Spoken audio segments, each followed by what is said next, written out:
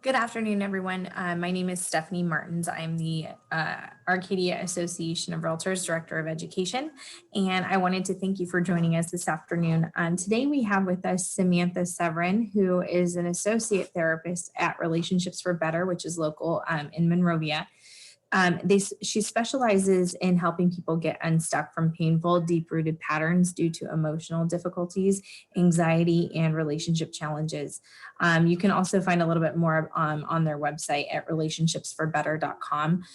We just are so grateful to have Samantha here with us to discuss handling relationship stresses in your family unit, especially during this time when everyone is kind of home with most of their family for the most part. So Samantha, thank you so much for joining us. And we are very much looking forward to hearing everything that you have to share with us today.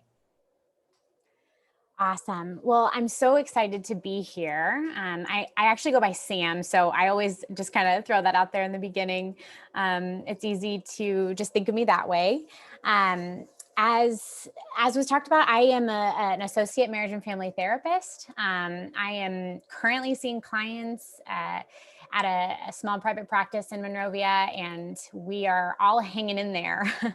I was just looking at the Amber Alert that came out about an hour ago that we're back in lockdown in LA County. And so I know it can be a really, really stressful time for a lot of people. So it feels like such an honor to be able to talk about how I can provide resources about relationship stress today.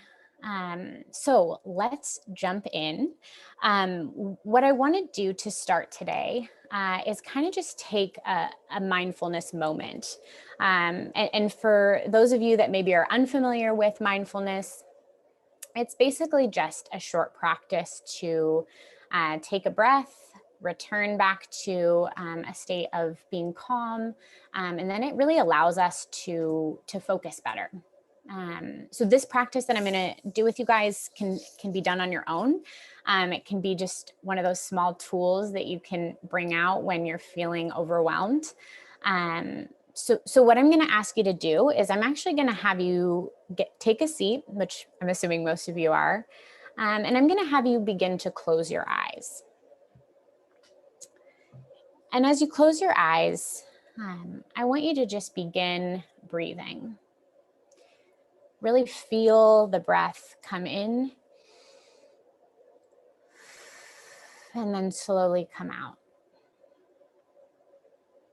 Go ahead and just focus on that breathing for a moment. Really just think about what it feels like to have your body fill up with air and then release.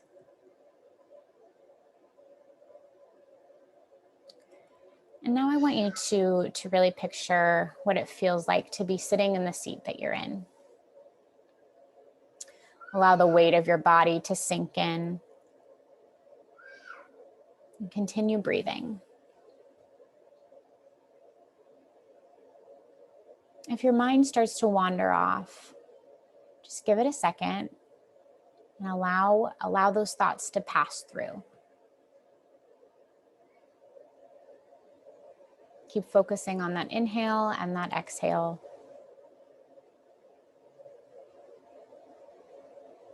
You can even take a moment and picture a place in your mind that feels very safe to you. It could be the beach, it could be your home, it could be your bed, some place that feels very safe and relaxing. Continue to breathe as you bring that image to mind.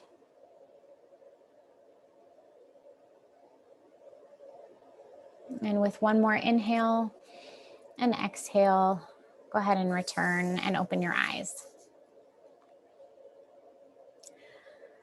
Awesome. So what I want to do today is really give you practical tools. I think sometimes it can feel like psychology is up here and, we hear all about these ideas of relationships and feelings. But I think ultimately what we're all looking for is a little bit of a roadmap. I know for me, when I'm, dealing with something, I would prefer some tools to get me through it, especially right now. So we're going to kind of break this into a couple parts. The main tool that we use in our practice is called the 4 steps. Maybe you heard Megan yesterday talk about this a little bit, but I'm actually going to really break it down and allow you guys to come on the journey with me.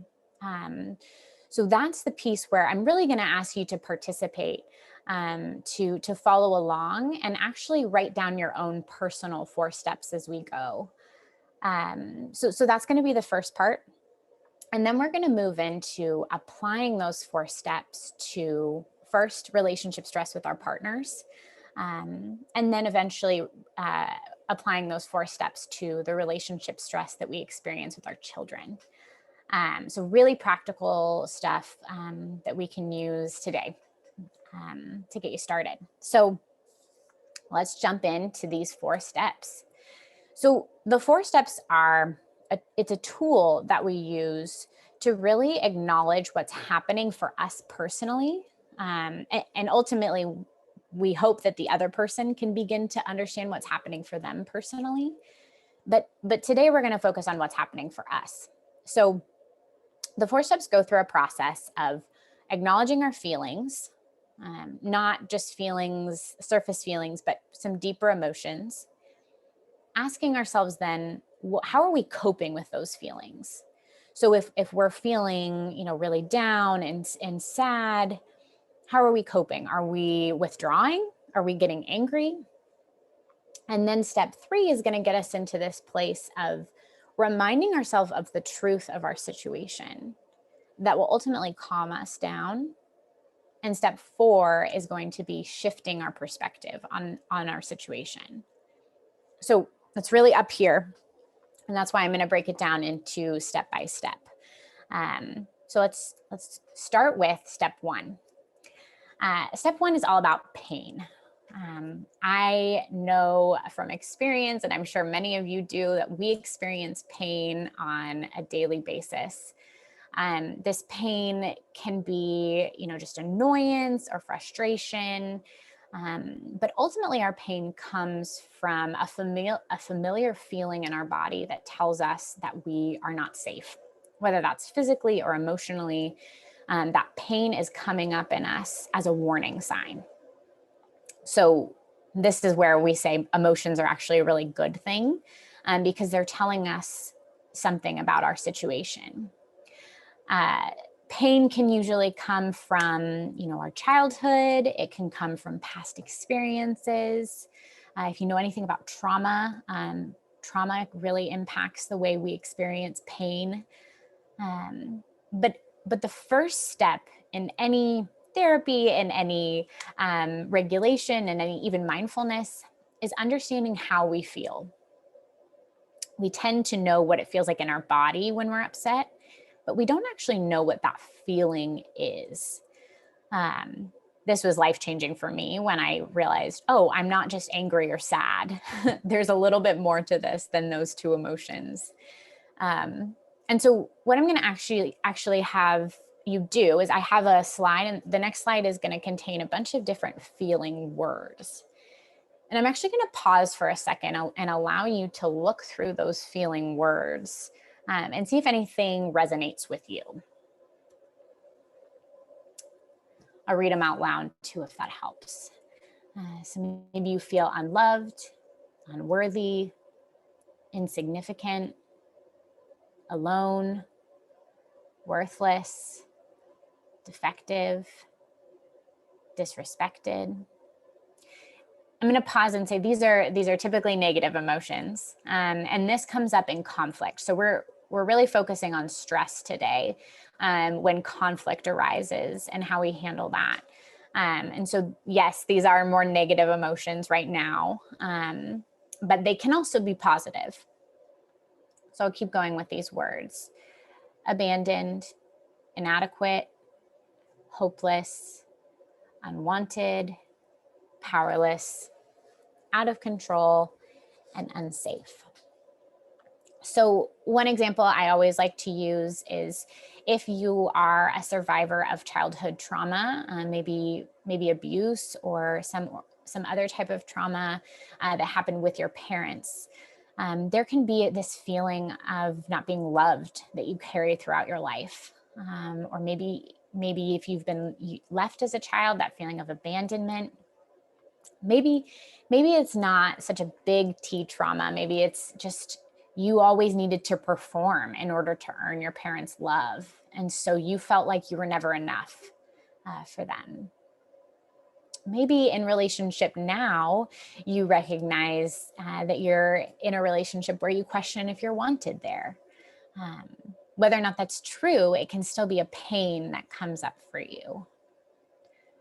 So, as I said, take a moment, maybe write down 1 or 2, maybe 3 words that resonate most with you, and we'll keep moving forward. Awesome. So this is the next part. This is coping. And this is all about how we normally react to those feelings.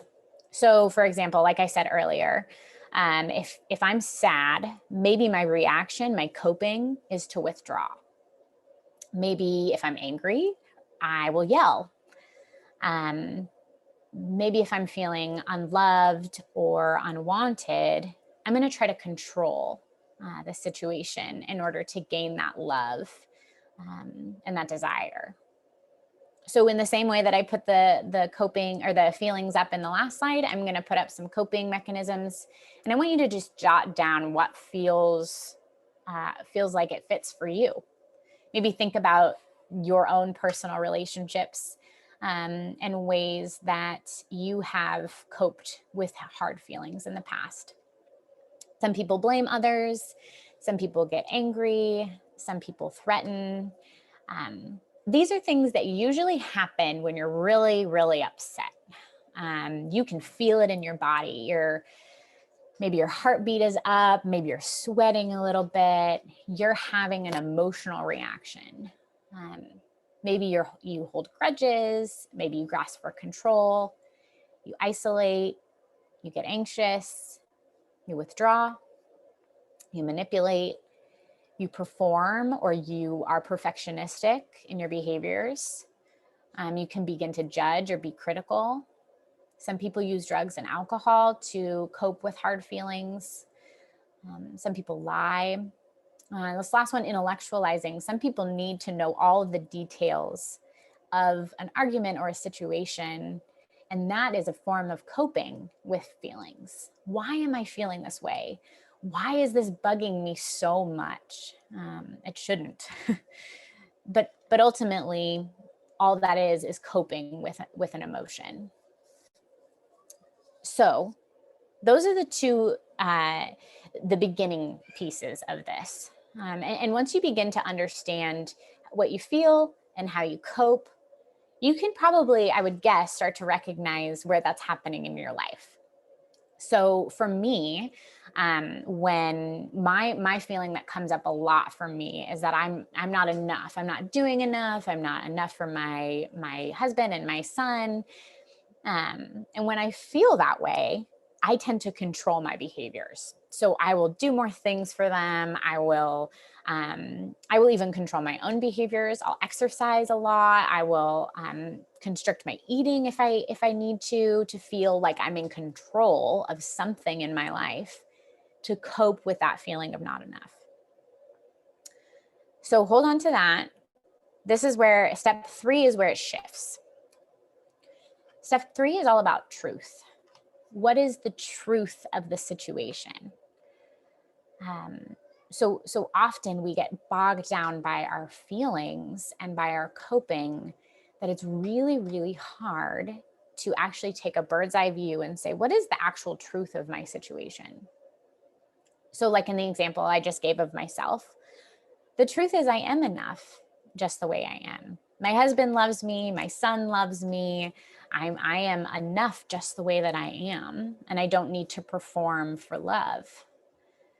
But that's a bird's eye view that you have to continually remind yourself of in order to be able to calm yourself down. So here's some potential truths. These are a little bit more broad. I think truth can be whatever it means for you. Some people have religious truths that come from, the Bible or from your own religious background. Some people have a memory of a parent or another adult figure, something they told them when they were growing up that meant a lot to them, that makes them feel cared for or loved. Maybe one of these words resonates for you. But pull a truth for yourself today, and really hang on to that as we move forward. So at this point, have your feeling, your coping, and then maybe one or two truth words or statements that are really going to impact you and really going to help you feel calm when you're upset. All right, and our last step is, so how now can I respond differently because of this truth that I know? So as I said, when I feel like I'm not enough, I begin to control, but the truth is I am enough. I'm loved by my family. And now I can take a breath and connect, or I can realize that I need to remain present and not worry so much about what I'm not doing, but be grateful for what I am doing. So change is difficult. As you can probably tell, step 3 and step 4 are difficult, but they are really the fruit of what can happen when we are mindful of our feelings and our coping. So with these and here is some possible ways that you can respond differently. So I'll offer another example. A client of mine, let's call him Josh. He is a male in his 50s, and he really experienced terrible childhood abuse. And it was something that he kind of shoved down throughout his life. But he really felt this kind of haunting feeling of that he wasn't loved, that he was never going to be wanted by anyone. And so his relationships continually were damaged by these feelings that he had, because he was coping using anger. He'd get really angry when that feeling would come up. And he would push people away with that anger. But when he began to say, what is the truth here? What's the truth that I want to believe about myself and about my relationship? He was able to say that he is valuable, and that the abuse he experienced as a child doesn't need to define him for his whole life. And when he recognized that, he was able to take a deep breath and connect with his partner.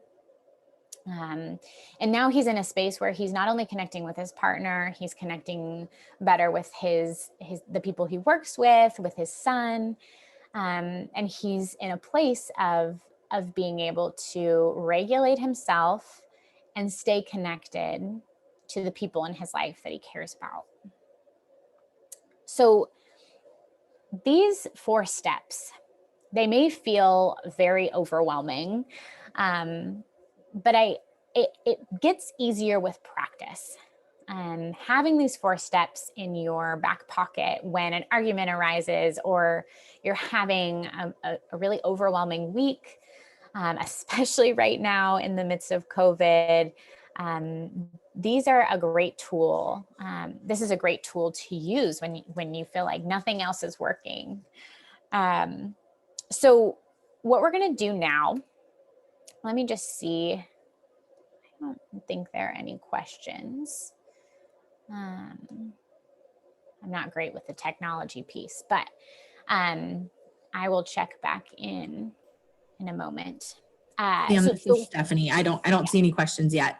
Okay, perfect. Sorry, I'm not great with that. No, you're fine. Awesome. So what we're going to do now is we're going to apply these 4 steps to relationships, specifically with our partners.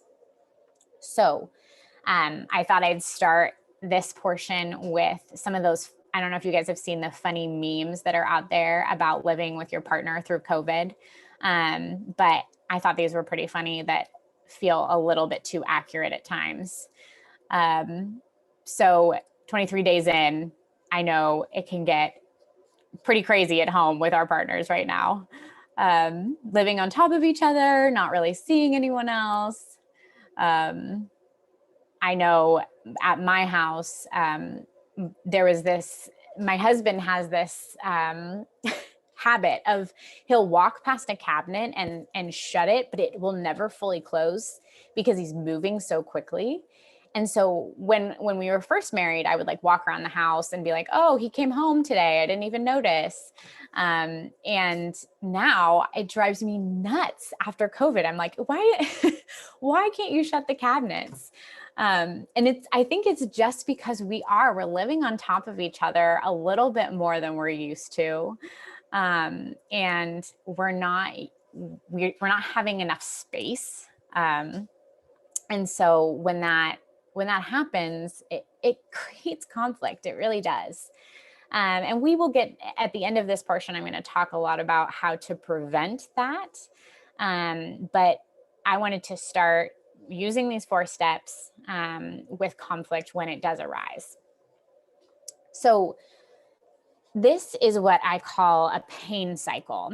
And what I do for my couples in therapy is I like to draw this cycle out for them so they can see what's happening in their homes in the midst of an argument. So as you can see here, if partner 1 is feeling alone, maybe it was something small that triggered this feeling. I honestly always hear about small fights that lead to really big arguments. So like he didn't take out the trash and that infuriates me, or he's not doing the dishes and it infuriates me. And that's typically because there's a deeper feeling there that's being triggered by a really small incident. But here's an example. So say the partner 2 didn't take out the trash. Partner 1 walks into the kitchen and sees that the trash isn't taken out and goes, oh my gosh, I'm alone. I have to do everything on my own. I don't have enough help. I'm drowning in all of these things. I work from home, I parent from home, all of these different layers. I'm alone. And when that partner starts to feel alone, they're going to start their coping. In this case, I decided that the partner gets angry. Maybe they start yelling at their partner, saying, why can't you help out more?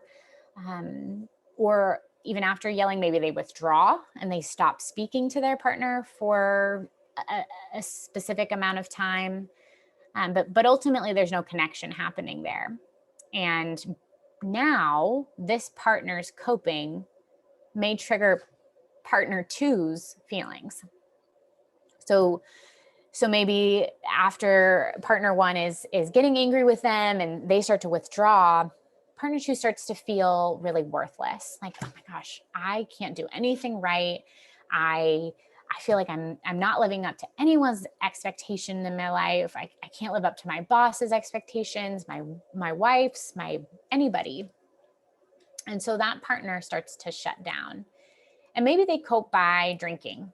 It numbs the pain. They start to feel better about themselves.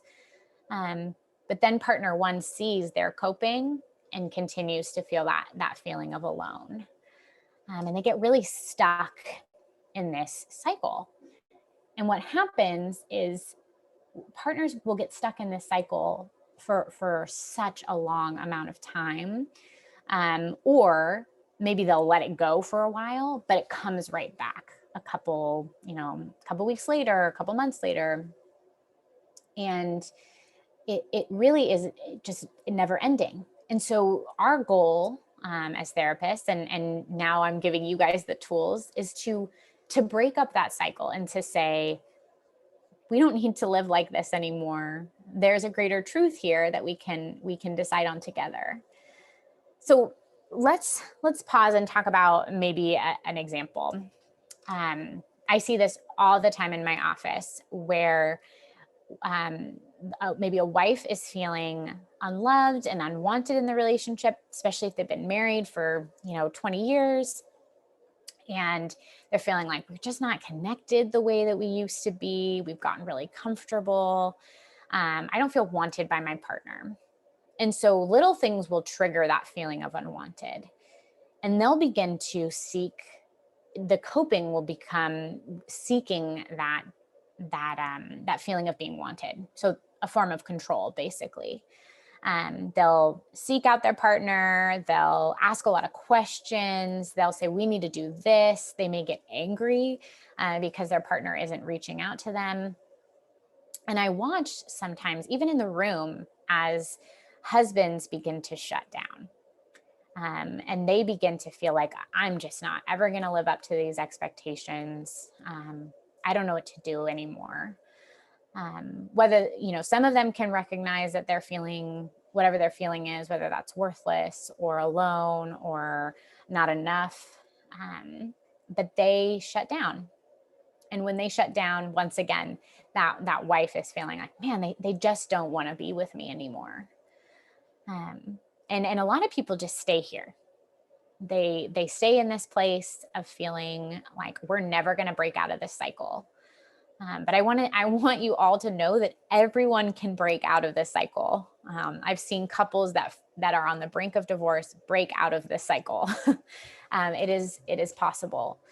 And so what I want you to recognize here is this is where you may be, or maybe you've seen it in the past. But there's another opportunity here. So let's walk through the steps. Step 1, you say, I'm feeling alone here. How would you normally react? I would normally get angry and withdraw. Ask yourself, what is your truth? Step 3, the truth is that my partner does see me and does love me. And we had time together last night that was really positive. We typically have a really good time together. Step 4 is, so instead of getting angry and withdrawing, I'm going to take a deep breath and attempt to connect with my partner. So I'm going to try to not leave, but I'm going to stay present. And we're going to have a calm conversation about what's happening here. So these steps, that's a really great way that this can play out. As you can probably imagine, step 3 is hard. It's hard in the moment. What I tell a lot of couples to do is when they begin to feel any sense of agitation or emotional reaction, to take a 30-minute break. I actually have people set a timer on their phone for 30 minutes because our brains actually go into reptilian mode, basically. They're in survival when you get upset. And there's no chance of a logical conversation happening. So even if you can't recognize your truth in that very moment, you can set a timer for 30 minutes and you can come back to the conversation after being intentional about calming down and asking yourself what the truth is. And most of the time, if you can come back together in a calm way, you can have a productive conversation about what's really going on. Sometimes it takes a couple rounds of that. We need to set the timer again and then return. But the key here is that you always return. You always return back to your partner and talk about what has happened so that the cycle doesn't keep happening over and over and over again. So those are the 4 steps for relationships. I'm going to talk for a moment about how we prevent this. So as much as it would be great to say that this is never going to, we're never going to need this again, the truth is conflict arises. And I also like telling couples that the conflict isn't bad. It doesn't mean that your relationship is in a bad place. Even if you're fighting often, it just may mean that you guys need to have a serious conversation about what the deeper feelings are. Everybody fights, but not everybody sits down and resolves those fights. That's the difference there. Not just allowing them to dissipate or to think that they won't ever come back, but really talking about them. So let's talk about these ways where we can prevent the relational stress with our partner. I like to talk about these all the time right now because, like I said, we are on top of each other. One big thing that I recommend for couples is to spend 15 to 30 minutes every day of intentional connection time. So one way to do that is to go on a walk together. It is an intentional time where you don't have your phone, you're not working, you're not, if you have kids, they're maybe on a scooter or something or in a stroller, trying to focus on each other. Maybe if you feel like you can't do it when your kids are awake, waiting till they go to bed, but really making that time intentional for connection. How are you doing? How was your day? Trying to eliminate any conversations that may be conflictual, but just using that time to connect and show each other that you care for one another. I know when the pandemic started for my family, we had always gone on walks sporadically. But my husband and I sat down and we said, you know what, we need to make this a priority that we go on a walk together every day. And I will say that has been one of the most important pieces of our marriage right now. I work nights, he works during the day. And so we have our son during the day. And so it makes it really hard to focus on one another. But when we can go on a walk every morning at 8 a.m., we put our son in the stroller, we have a chance to connect before our day even starts. Maybe for you, it's at night when the day ends, but just a connection time. So that's one that I highly recommend. Two is validation. So people struggle with this validation piece a lot. I've heard a lot of people say, oh, isn't that encouraging the behavior if I'm validating feelings? No. So let me explain a little bit about what happens in our brain when we have an emotional reaction. When we have a left, which is our logical side, and we have a right side of our brain, which is more emotional. And what happens when we're having an emotional reaction is that our right brain gets chaotic and flooded, basically. And so that left brain is having a hard time really speaking into that chaos. And what we need is someone to see us in that chaos, to help us calm down. Ultimately, we should be working on trying to calm ourselves down, taking deep breaths, pausing, exercise can help, a hot shower, something to calm down. But we cannot have a logical conversation until the right has regulated.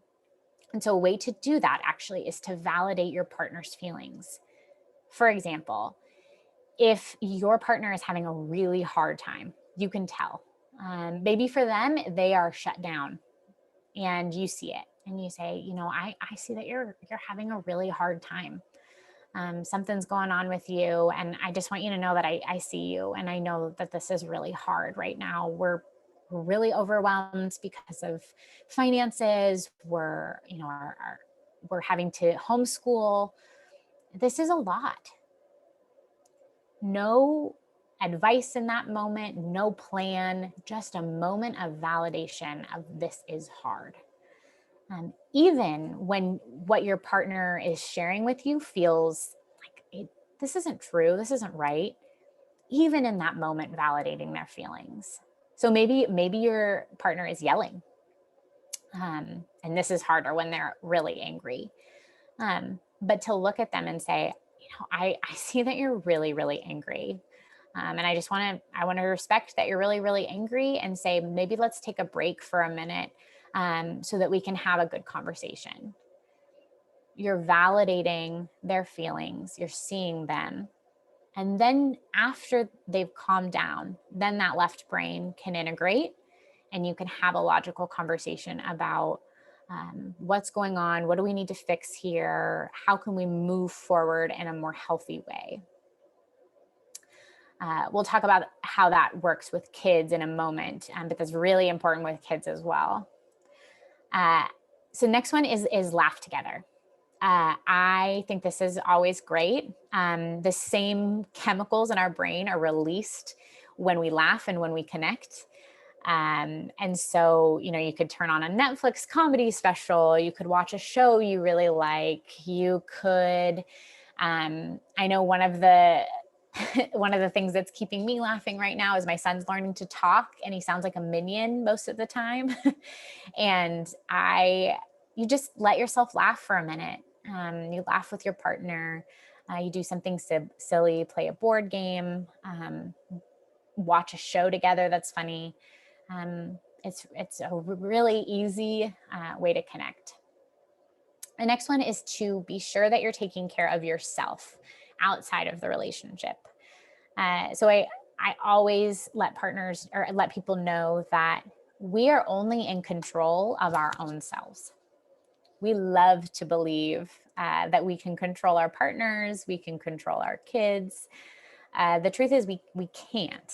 We can't even control what's happening to us with COVID, with everything that's going on around us. All we can control is our own reaction. And part of that is being intentional about our self-care. So if you're burning the candle at both ends, you're working all day, you're trying to homeschool, you're getting only a couple hours of sleep, there's no way that you'll be able to connect because you're drained. And I know it feels like, where is there going to be time in the day for me to take a breath? But maybe it's in the car on the way to work, or maybe you just you go in the bathroom for 10 extra minutes. You take a longer shower, just taking a moment for yourself that's intentional, not just a distraction. So that's a huge difference there. A lot of us think that Netflix or social media is an intentional rest, when actually it's just a distraction. What we really need is a time of rest and quiet and a moment to gather ourselves before we return to our relationships. Great. I know this is a lot, but I wanted to just give you guys these tools. The next one is be vulnerable and share. This can feel very scary if you have been hurt in the past. So I want to honor that and say, I know for people that have been open about their feelings or their feelings and they've been hurt, this is really difficult. But I will say that the number one thing that I've seen for relationships is the moment one person can become vulnerable, it changes the entire dynamic of the communication. So if you can say, you know what, I know I'm coming across as really angry right now. The truth is that I'm just scared. I'm scared because COVID is happening. I'm scared because I don't know what we're going to do for our financial situation. I'm scared. Or maybe, I'm tired. The truth is I'm really tired today and I don't have a ton of extra energy to give and I need help. Those moments are connection moments. And when one partner can begin to be vulnerable, the other partner can see that and say, okay, maybe this is safe for me to do it too. Last one, and I said this earlier, but the moment you start to feel upset, pause. I come back to this in therapy almost every session with everyone, not just my couples, not just families, not individuals, everyone. We just have to practice pausing when we start to feel an emotional reaction coming on. If you hear anything from me today, that is the game changer. What does it feel like in your body when you're becoming upset, and how do you pause? Okay, that is relational stress. I want to see if I wish I could see if there was questions. I'm sorry. Sam, this is Stephanie again. I've been monitoring it, and I don't see any questions coming across yet. Okay, awesome. Perfect. Thank you so much. Yeah. All right. So let's keep moving then. Last part is relationship stress with our kids. Oh, this is a hard one too. I feel like I have to start by saying, I see all you parents out there that are all of a sudden having to be teachers. I have a couple family members that are teachers, and it is hard. And to have to teach your child in addition to having a good, healthy relationship with them is really, really difficult. So please hear me when I say that you're doing a great job if you're showing up for them.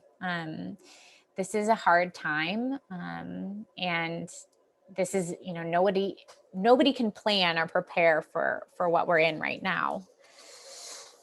So with that being said, I want to talk a little bit about ways that you can connect with your kids and handle some of those really stressful moments. One thing that's really helpful to remember with kids is they, as human beings, our frontal lobe, so this front part of our brain, doesn't fully develop until about the age of 25. So what that means is our frontal lobes are in charge of planning, of impulse control, of those executive functioning pieces. And if that's not fully developed, it's really, really hard to, you almost can see them not know how to make the right decision sometimes. And so just keeping that in mind of our job as parents is really to help them develop that frontal lobe through example, through patience, through the saying that I will always come back to, connect and redirect. And I'll parse that out a little bit more, but remembering that they just need our help. And they're stressed right now too. They're confused and they need us. So let's jump in. Oops, I should have brought that picture up earlier. Let's jump into using our 4 steps for our kids. So like I said before, if the frontal lobe isn't fully functioning yet, it is going to be harder for kids to be able to practice the 4 steps. I have seen kids around the age of 12 and older be able to use it on some level, but it is really hard. And the piece that you can kind of focus on with them at this age is really just understanding their feelings. And we'll talk about that a little bit more, but I want to focus on what we can do as parents. So I'm going to use myself as an example. My son is 15 months old, almost like a week away. And he's only, so if you know, he's only entering the tantrum phase right now. He's really starting to test boundaries a little bit. But one thing that has come up is that I do have to take him to the store sometimes in the midst of a pandemic. And he will have a tantrum in the store, or he'll get upset because I take something away. And in that moment, it could be really easy for me to freak out and to say, okay, we gotta leave, or I gotta remove us from this situation, or give him something else just to appease him. But this is really an opportunity for me to use my 4 steps and to stay calm and show him how we can behave in these situations. So step 1, say what you feel. I felt when my son was screaming in Target, I felt embarrassed. That not enough feeling came up for me, that I was not enough as a parent, that I wasn't teaching him enough. And so step 2, how would I normally react? I would normally get anxious and I'd try to control him. So I would say, okay, we're going to leave, or I'm just going to give you what you want so we can get this over with. But what's my truth? Take a deep breath. What's my truth? My child doesn't know how to stay calm, and he's looking for me to show him how. And because of that, I can take this moment to connect with him and to redirect him. So what that looks like, this is a phrase that I always come back to. Connecting means validating those feelings, like we talked about with our partner. You're really upset because I took away that toy. You really wanted to hang on to that toy. And we can't play with that right now. So I'm going to give you my keys, and you can play with my keys for a moment as we leave the store. Or sometimes it can be making funny faces at him. I see that you're really upset. I'm going to take that, but I'm going to tickle you for a second, or I'm going to make a funny face. For teens or older kids, the way you can do this is really validating their feelings in the moment, getting down on their level, looking them in the eye and saying, I see that you're really upset right now. You're really mad. You don't understand what's happening. We're going to talk about it. But let's just take a deep breath right now and take a moment. And I know that can sound like emotional humbo jumbo, but I promise you, it is a physiological opportunity to help them calm down. And then you can have that moment of conversation about, okay, you can't react like that in the store. It's not okay. You are bringing your ability to bring yourself down, then provides an opportunity for them to bring themselves down, to calm down, and to actually learn something from the situation. So I know that's hard, and it's really all about practice, but that's how you can use those 4 steps with your kids. I want to move into, in this last portion here, talking about how to prevent relational stress with our kids. So some of these are overlapping with our partners, which is, we are just grown-up kids, and we need the same type of validation and care that children do. One of the statements that I learned in grad school that has been really helpful for me is that the word "but" is triggering for almost everybody. If you hear someone say, I really love you, but you got to stop doing that, it completely takes away the first statement. All you heard was the "but." And sometimes it's almost like when, sorry, I lost my train of thought for a second. But using that "but" word it's just frustrating. Nobody feels good when they hear "but." So I have heard, and I believe this to be true, that the word "and" is actually a little bit more calming. So for example, and it is a lot about tone, but if you were to say, I love you, and we need to change our activity right now, or I love you, and this behavior isn't okay. It's a lot better than I love you, but because you don't want to take away that I love you. You don't want to take away that I see your feelings. You want to hold them both. They can both situations can be held equally. So that's something to keep in mind. It's the same with your partner. If you say, I see that you're really angry, but you can't talk to me that way. All they're hearing is the anger. But if you say, I see that you're angry and it's not okay for you to talk to me that way, it's different. So that's something to keep in mind. The next one is validating feelings. So this goes back to that connect and redirect piece. When we validate our kids' feelings, once again, we're giving the opportunity for that chaos in their right side of their brain to calm down. They're feeling felt, they're feeling seen. If you have a child, for example, that really wants, a toy at the store, and they are freaking out, and you're saying no, and you're watching as it gets escalated. The sooner you can help them calm down, the better. But the moment you see them start to get escalated and you say to them, I see that you're really upset right now because you can't have that toy.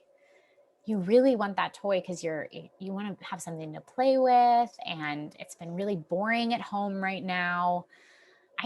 I can see how that's really frustrating. And we need to leave this toy right now, and we're gonna go finish our grocery shopping, or we're gonna go finish our trip to Target. And we'll talk a little bit more later about why we couldn't have the toy. And I know that sounds like they'll never calm down. The more you do it, the more that their brain is going to learn that that's safe, that they're safe in that moment, and that you are caring for them. It's consistency, it's validation, it's all of those things. Their brain is learning, okay, I'm seen here, and I'm getting direction, and that's okay. Next piece is, once again, be sure to take care of yourself.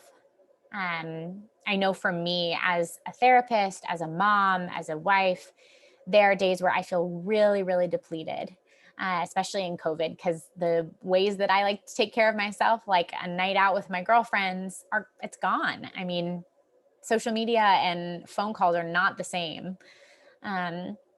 And so I've had to reestablish what it looks like to take care of myself. For me, that means I do have to get up an hour earlier to read, or to go for a run, or something that's going to help me feel full, and able to pour out emotionally to the people in my life. And if you find yourself, once again, without that space, you're going to find that you're going to snap more at your kids. You're going to have a harder time with your steps. It's so necessary. I know the self-care message is screamed from the mountaintops, but I'm just going to reiterate it. So the next one is to help them find a time to play and relax. Play is our children's primary mode of connection. It's how they can communicate. You see this with little babies. They are playing at such an early age. I did play therapy for a while, and I have watched kids communicate huge stories of hardship and trauma through play. I had one little girl one time who was terrified of the dentist. And she found this alligator toy that we had, and she would pretend to be the dentist, and she would play out brushing this alligator's teeth with a pen. And she would say out loud, like, oh, you haven't been good. You haven't been brushing your teeth. And ultimately, I knew she was playing out her feelings through this situation. She was scared of the dentist, and she was scared of getting in trouble. And when we talked about that, she was able to integrate this right side of emotion to this left side of logic, and say, oh, I guess I am kind of scared of this. So giving your kids time to play outside, to do imaginary play, to relax away from TV, away from screens, whether that's board games or something that's just going to create some space for play and silliness. That is going to be really, really helpful for your kids to feel more regulated and calm. That leads me into the last one. I know that this is really hard right now to set boundaries around screen time. My family, we have struggled with this. It's easy to turn on the TV when we're home all day. But the truth is that the more that we can set boundaries around this, the more quiet we can have, and the more able we are to regulate ourselves and our emotions. For kids, if they're on a screen all day for school, and then they turn the screen on at night for TV, I totally get it. That is what we're living in right now. But even just saying, just go outside for 30 minutes, can be really helpful. You'll notice better sleep habits, you'll notice better eating habits, and ultimately you'll notice that they are more able to stay calm and regulated if they get those feelings and jitteries out. So that's what I have today. I was hoping there'd be some questions, but I absolutely know that this is pretty straightforward. It's a lot of just really concrete tools, and I'm really hoping that you guys can use some of these in your home. My last slide is be kind to yourself. I know for me personally, this season has been really hard in the sense of I want to be able to do all the same things that I normally do.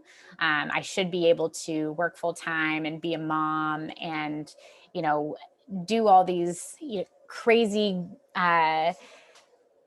professional advancement things and still be a wife and all these things. And I get hard on myself because it's just not realistic. And so I want to just encourage you all to be kind to yourself today, to be kind to yourself in this season, to remember to take a deep breath, and that it will be okay. Yeah. So thank you so much. I wonder, did any questions show up? No, I didn't see any come up, but if you're okay with it, Sam, I'm going to stop sharing your screen and I'm going to share mine and put your information up just so that people, if they want to reach out to you to have kind of a one-on-one discussion or to follow up if they have specific questions or things like that, I'm going to go ahead and share that information if you don't mind. And then let me go ahead and do that really fast. And then also, I'm certainly able to provide your information as well if anyone isn't able to capture it at this time. But we thank you so much for sharing that. Just with the time that we're all in and home with our families, home with our kids, home with our spouses, things are different. Maybe, like you said, maybe stresses come up that we didn't know were there, or just certain things are extra irritating right now. And so, so we're so grateful that you were able to share some tips and ways to kind of approach that and handle it. And we thank you so much for being with us. Awesome. Well, it was such an honor. Thank you so much. Absolutely. And everyone who joined us, thank you so much. If you're not able to take down Sam's information from the screen, please reach out to me and I'm happy to pass that on as well. And we hope that everyone has a great rest of their day. And please join us tomorrow as we continue our Wellness Week at 1 p.m. Thank you, everyone.